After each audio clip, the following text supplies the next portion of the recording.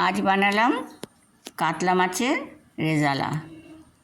রেজালা করতে লাগছে কাতলা মাছ, শুকনো লঙ্কা, কাঁচা লঙ্কা আর পেঁয়াজ বাটা, দই, কাজু বাটা, কিশমিশ বাটা আর ফোড়নে লাগছে গোলমরিচ, মৌরি আর শুকনো লঙ্কা।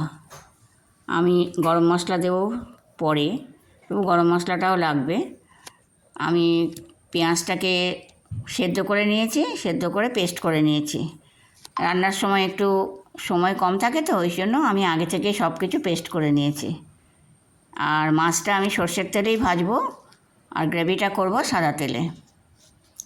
তাই আমি তেল বসিয়ে একটু নুন দিয়ে দিলাম, আর মাছ আমি নুন আর লেবু দিয়ে মাখিয়ে রেখেছিলাম। এবার মাছগুলো একটু ভেজে নেব, ভেজে নিয়ে তারপর আমি আবার সাদা তেল দিয়ে রান্নাটা আরম্ভ করব। মাছটা আগে ভেজে নিলাম, এবার আমি কড়াতে সাদা তেল দেবো। এই তেলটা উঠিয়ে নেব। এবার আমি সাদা তেল দিয়ে তারপর আমি ফোড়নটা দেব। তেজপাতা, কাঁচা লঙ্কা, গোলমরিচ, মৌরি সব ফোড়ন দেবো। কাঁচা লঙ্কা দিলাম, তারপর বাকি মশলাগুলো দিয়ে দিলাম। ফোড়নটা গরম মশলা দিয়ে এবার আমি সেদ্ধ করে পেঁয়াজটা যে করে রেখেছিলাম সেই পেঁয়াজটা দিয়ে দিলাম। এবার দিলাম আমি আদা আর রসুন বাটা। আদা রসুন বাটা পেঁয়াজের সঙ্গে মিশিয়ে একটু নাড়াচাড়া করে নিলাম, নিয়ে শুকনো লঙ্কাটা দিলাম। শুকনো লঙ্কা দেওয়ার পরে আমি দিয়ে দেবো কাজু বাটা। কাজু বাটাটা দিয়ে দিলাম। কাজু বাটাটা দিয়ে আর দেবো কিশমিশ বাটা। কাজু আর কিশমিশকে একটু আবার নাড়িয়ে নেব, নিয়ে তারপরে আমি দইটা দিয়ে দেবো।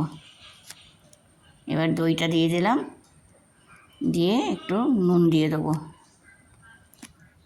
এবার আবার সমস্ত মশলাটাকে কষিয়ে নেবো একসঙ্গে। একটু কষানোটা বেশি করে করতে হবে।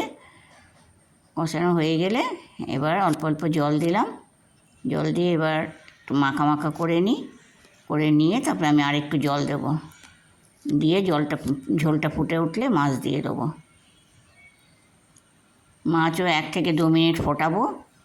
ফুটিয়ে নামাবার সময় আমি একটু গরম মশলা দেবো আর দেবো একটু কেওড়ার জল, বেশি নয়, অল্প। আমার রেসিপি যদি ভালো লাগে তোমরা একদিন করে খেও। আমাকে সাপোর্ট করো আর লাইক করো।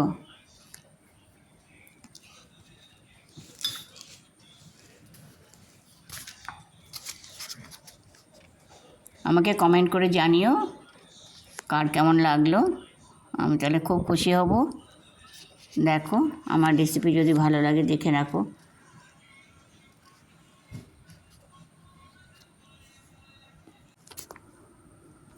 আমার চ্যানেল যদি তোমাদের ভালো লাগে তাহলে তোমরা আমায় সাবস্ক্রাইব করবে। আমার